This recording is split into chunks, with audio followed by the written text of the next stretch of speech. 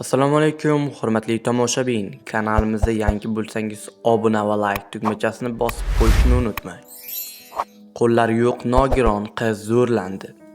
Qirg'izistonning Bishkek shahrida birinchi guruh nogiron qiz zo'rlandi.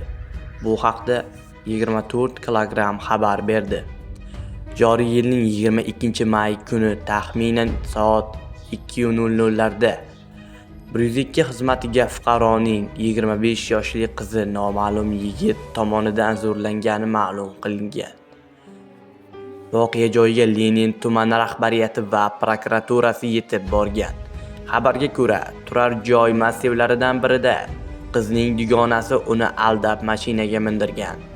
Mashinadagi yigit esa uni zo'rlagan. Manbalarga ko'ra, qizning ikkala qo'li ham yo'q. Mazkur holat yuzasidan Qirg'izistonning Jinoyat kodeksining 154-moddasi zo'rlash bilan jinoyat ishi qo'zg'atilgan.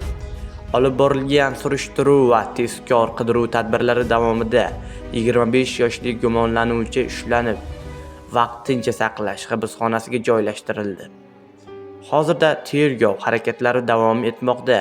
Jabrlanuvchiga sud tibbiy ekspertizasi tayinlangan.